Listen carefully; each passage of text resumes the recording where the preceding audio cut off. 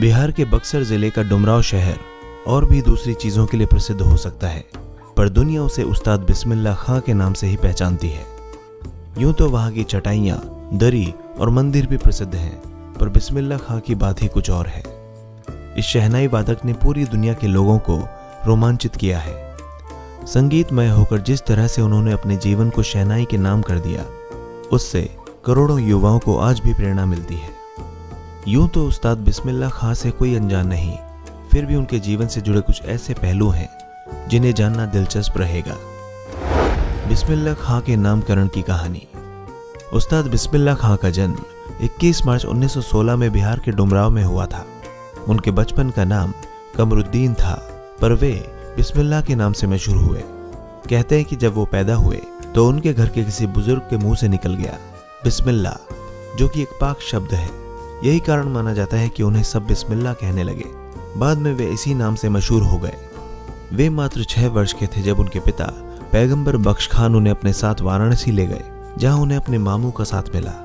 चूंकि संगीत उनके खून में था, इसलिए ज्यादा दिनों तक वे खुद को इससे दूर नहीं रख सके। नन्हे हाथों ने संगीत के यंत्रों को पकड़ने की कोशिश की तो मामू ने हुनर पहचान लिया और उसे तराशना शुरू कर दिया। जब वे 16 वर्ष के हुए तो घर वालों ने उनका निकाह कर दिया।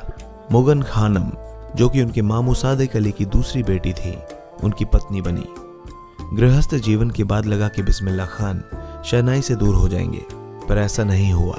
परिवार के प्रति अपने सारे फर्ज निभाते हुए भी उन्होंने शहनाई को अपने से दूर नहीं किया।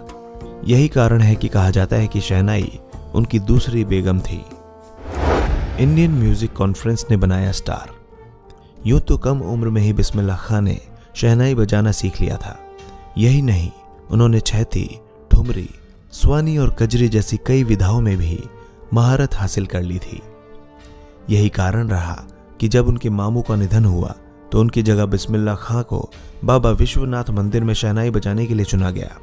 हालांकि उन्हें कहीं और पहुंचना था। यही कारण है कि उन्होंने सीखने का सिलसिला खत्म नहीं किया और संगीत के दूसरे रागों में भी खुद को मजबूत कर लिया।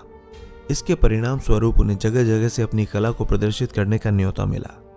उस्ताद बिस्मिल्लाह खां को पहचान दिलाने वाले उनके पहले प्रदर्शन की बात की जाए तो वो था 1937 में कोलकाता में आयोजित इंडियन म्यूजिक कॉन्फ्रेंस का मंच। कहते हैं कि वे इसके बाद किसी स्टार से कम नहीं थे। इसके बाद उन्हें 1938 में लखनऊ ऑल इंडिया रेडियो में काम करने का मौका मिला और वे छा गए।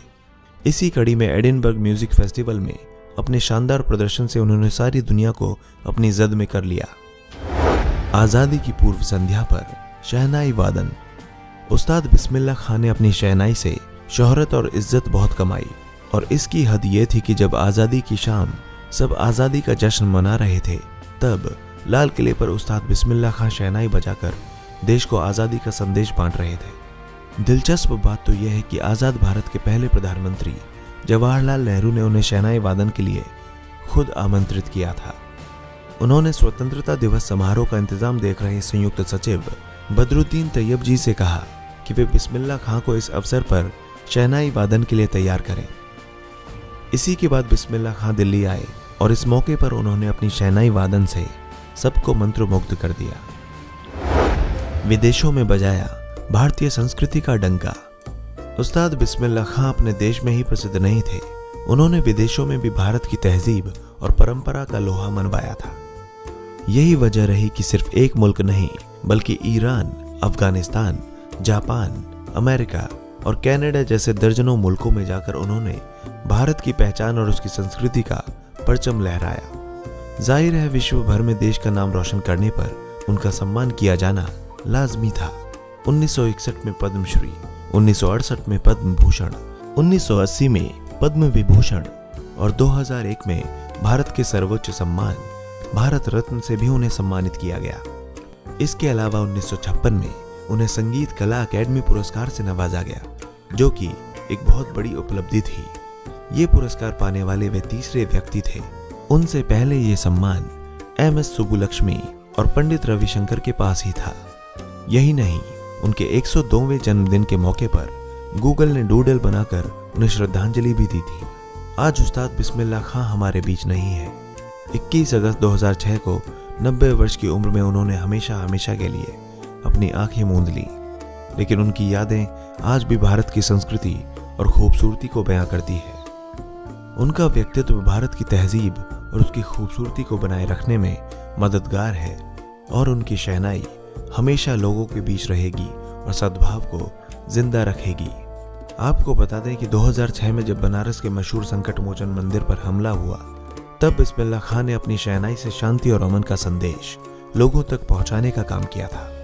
यही कारण है कि कहा जाता है कि लंबे समय तक आने वाली पीढ़ियां इस बात को याद रखेंगी कि कैसे उन्होंने शहनाई को शादी की दहलीज से निकालकर विश्व पटल पर स्थापित किया।